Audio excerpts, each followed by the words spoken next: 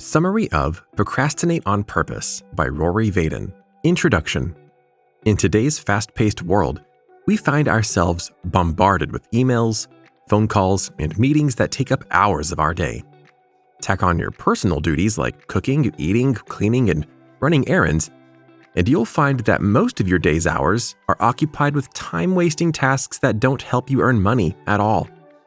At the end of the day, we find ourselves tired, overworked, and stressed. So what can we do? Luckily, there's a simple solution. Rory Vaden introduced a revolutionary approach on how to handle your time and tasks and provides insight into how successful people perceive time and money.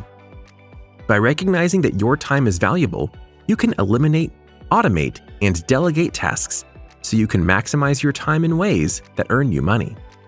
Now you can learn the secrets of success by procrastinating on purpose. Chapter 1. Stop complaining about how busy you are. If you have a demanding job, or any job at all, you may find yourself questioning where all your time goes. How is it that we have 168 hours in a week and we still can't get everything done? How is it that successful people have the time to be successful?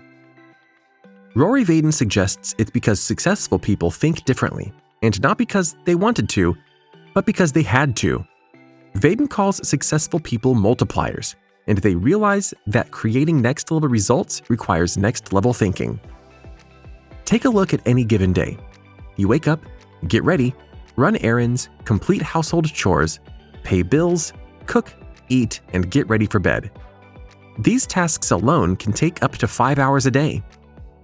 A study by Newsweek revealed that people spend upwards of 1 hour a day simply looking for stuff.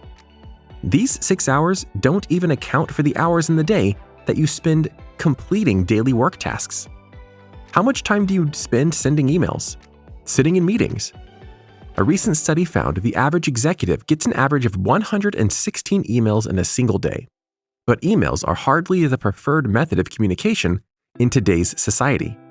Now there's text messages, voicemails, conference calls, meetings, and social media that take up hours of our time a day. It's commonplace for working professionals to spend more than 3 hours a day keeping up with basic routine activities before getting any real work done. The result? A new form of procrastination that engulfs the workplace like a swarm of killer bees. This procrastination creates a host of problems, including stifled innovation and employee turnover, burnout, perpetuating miscommunication, failed projects and missed deadlines, disengaged and underutilized employees, wasted potential, and an increasing culture of overwhelming speed, stress, and anxiety. These problems cost companies millions of dollars each year. So how can you become more productive? Well, the first step is to stop complaining about how busy you are. For instance, Rory Vaden used to pride himself on how busy he was. He constantly answered questions about his well-being with the typical answer of how overwhelmed he was. He equated busyness with success. But one day, he realized he had it all wrong. He recognized that the successful people around him never complained about all the tasks they had to do.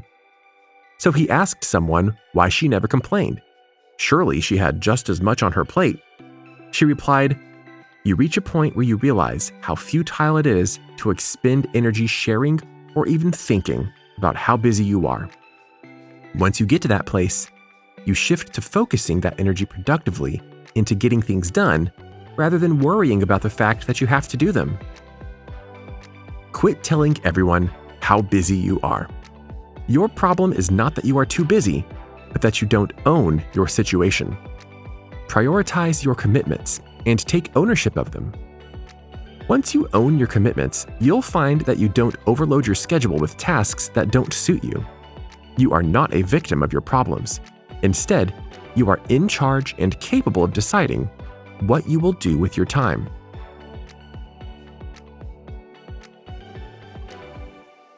Chapter 2. Permission to ignore.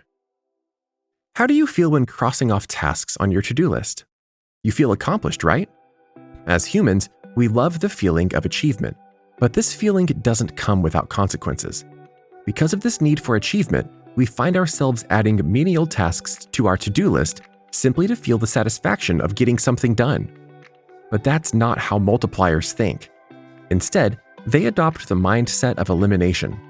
This mindset is certainly easier said than done, as it goes against human nature, but multipliers have mastered the art of elimination.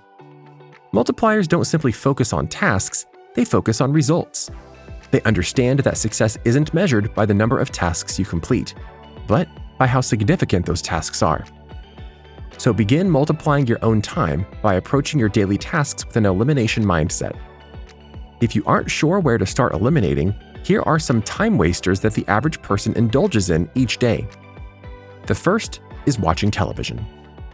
Did you know that the average American watches over 34 hours of television a week? That's almost as much as a typical 9-to-5 job. Once we add those hours up, you'll see that the average person spends about 9 years of their life simply wasting away in front of a television. So before you complain about being busy the next time you walk into work, try eliminating watching television to see how much time you gain back in your day. Next, a notorious time waster that many professionals experience is attending meetings. A survey by Salary.com found that 47% of respondents believe meetings are the largest time waster. See if you can eliminate some meetings from your day by asking yourself 2 questions when you receive an invitation. Do I really have to know what will be shared in this meeting? And will I be called on to make decisions in this meeting? If the answer to both of these questions is no, then eliminate those time wasters from your schedule. Some other time wasters include reviewing decisions that you have already made, long emails, doing other people's work, gossiping, unnecessary double-checking, and over-volunteering. If you find yourself receiving long emails, then that is a good indicator that you need to have a conversation in person. Similarly, you should never send emails that are negative or constructive about someone. Such conversations are much more productive in person.